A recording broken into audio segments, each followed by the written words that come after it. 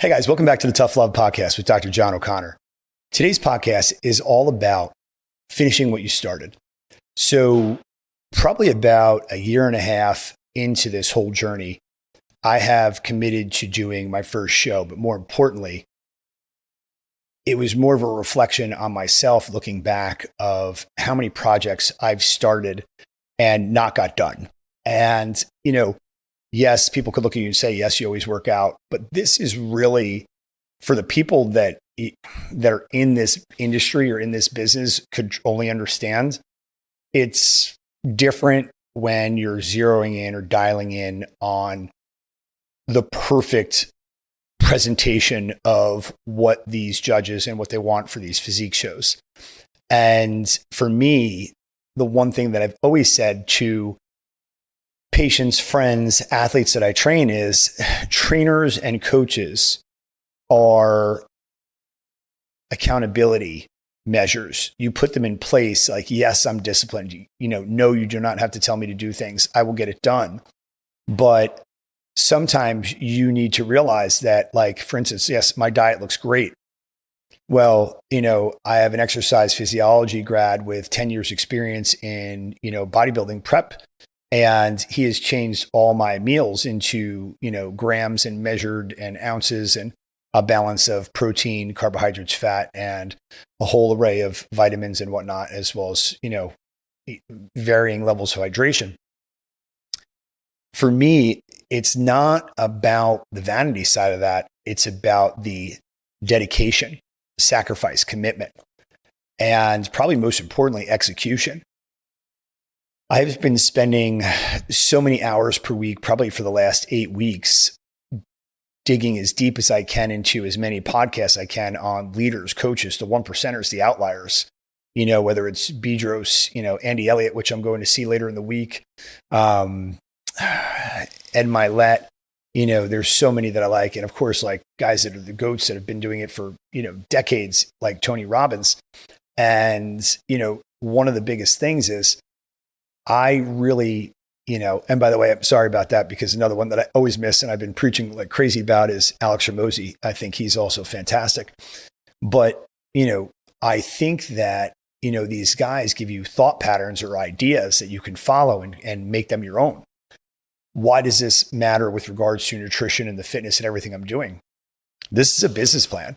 We have a wellness company. I just got pulled into another one. And the reality is that what I see and what I think is there with my social media platform, my podcast, every opportunity I have to be out there in the public eye is at 50. I want to be in remarkable shape. I want to tell people, yes, obviously this is the extreme, but at the same time, this is what I maintain year round and this is how I do it.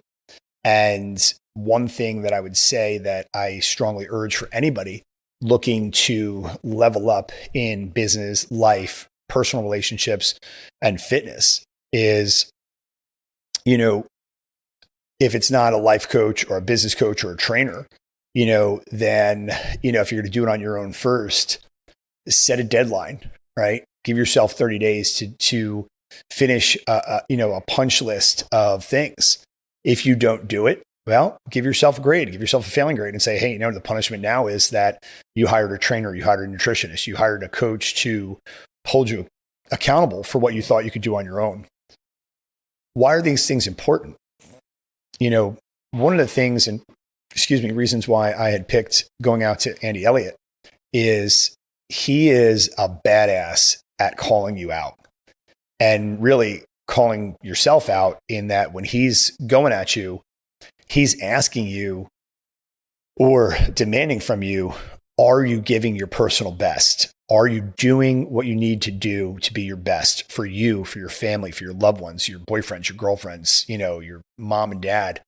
And, and listen, at the end of the day, yourself, I think, one of the things that I enjoy the most with listening to most of those coaches, if not all of them, they do a great job of identifying their insecurities and weaknesses. And the fact of the matter that they put their vulnerability out there and they train that because what they're good at makes them special, right? That's why we're watching them. But what we don't see is them working on their weakness. And when they're working on their weakness, they're actually making their special that much more amplified. And that's, for me, what I'm doing here. I definitely don't like being uncomfortable, in a lot of aspects of my life. But I think that when people don't realize, how much care I have to put in my body for, fighting any of the residual symptoms from the GBS or any of the old injuries I have, it's not for a lack of grit and drive and determination. I think it sometimes just becomes just like a run over of that emotion, that one more thing I got to grind at. But I think that this year, especially in the last couple of months with my mom's health and my dad's health really, taking a pivot towards, not so great, is I realized that you get one crack at this game we call life. And for me, in my late 40s, when I got my health back, I realized how priceless that was. And now, to me, like whatever stage I step on, whether I'm coaching, posing, training, preaching, teaching, whatever, I want to be magical. I want to inspire people. I want to be, to them that missing aha to get them where they need to go. So, this next couple months, I believe about 4 months, I'm going to be locked in like I've never been, since I was getting ready to play, high school, college, but balancing, opening companies, managing existing companies, rehabbing or rebuilding, my original company. And not so much that it's not us around us, it's how business and healthcare and everything changes and how we have to adapt and really improve to the times and, and become current with the times and, and change to what suits us and makes us happy, and sometimes that's a big thing that a lot of people forget is you're just going by and going through the motions and you're not even asking yourself, does this make me happy? And I think that's one thing that I have to say, that in the last year, I have not worked out once and said, this doesn't make me happy, or the food. Like, I love it. I love having that focus. I was talking to my friend Ben a couple of weeks ago and he was just like, bro, I don't think you were ever this big. And I go, honestly, I love it. I love the challenge. I love the fact that I'm staring at other people on Instagram that are, my age, a little younger, a little older, doing the same thing. And I think it's important for people. I think our generation of, like, even with my kids and like I see other people's kids, I think that, a lot of them, especially in this generation, everybody gets a trophy. They've lacked that inspiration to compete against themselves because they get a trophy no matter what. And, for me, I want them to think, listen, you're competing against yourself. I don't give a crap where you are, what you're doing. I want you to know that when you're done, you could look you in the mirror and say, I freaking crushed that. I worked my ass off. And you know what? I won, I placed, or I just competed. And there were people up there that might have had more experience than me. But damn, what a journey. I left it all out there and I feel good about it. And I think that that's the message for today. Sometimes I feel like I love a lot of podcasters out there that give you these quick 7, 10, 12-minute podcasts and just kind of really get you going and get you pumped up. But that's what today's supposed to be about. Like, set goals, get them done, set new goals, keep track of this, look at them, measure them every Sunday.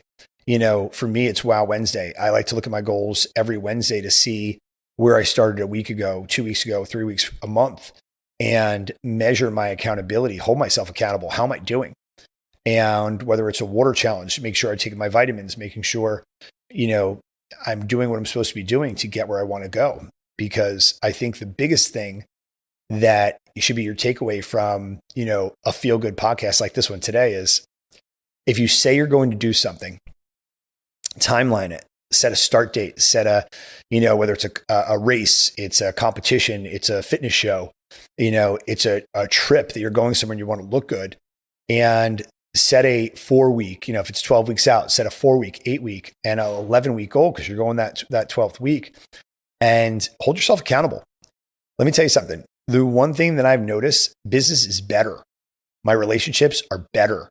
My headset, my psyche is better. Because you know why? I get stuff done. I don't leave it on the table. I don't have a list that is, above my head high that I need to get done, because I'm working at a pace right now that just feels comfortable. And for most, it's, a 7-day schedule. And I heard Alex Hormozi saying he's most comfortable working 10 hours a day, 7 days a week. And I was like, wow, I kind of get that. Like, I love having relationships with people, but I'm not so much one of those people that has to be with somebody all the time. As far as seeing friends, when I see them, I feel like we just reconnect and catch up. But at the end of the day, I kind of just love being in my lifestyle and pursuing and chasing, these dreams and visions that I have. And I think that that's something that all of you should reflect on after listening to this today, is like, are you doing enough? Could you be doing more? What is it that was your goal? Are you close to achieving it? Did it fade? Did you quit on it? And if you did, why? Ask yourself, did it really mean that much to you? For me, this means everything to me, to be coming back from what I thought was the brink of living, a few years ago, to be competing for a fitness show, and, it'll be right before my 51st birthday. But I feel blessed. I feel grateful to have the support of my family, my friends, everybody that wants to go out and, and cheer me on. And, I can't wait. It's like being back on the court again and playing basketball. So, I think that everybody should kind of have that type of reflection, whether it's a race, it could be a walk, could be a charity, a golf outing, whatever it is. But, set a timeline, set a goal, and just stay dialed in. So again, thank you so much for joining me today on the Tough Love Podcast. I think today's really hit home for me. I know for me, I hope you guys found as much value. I'm always learning as I'm hearing myself talk on what I want to do, what I'm doing, and how it's, helping others, and how it's helping me. So again, if you find value in this, please share it, like it, and we'll see you again next week. Take care.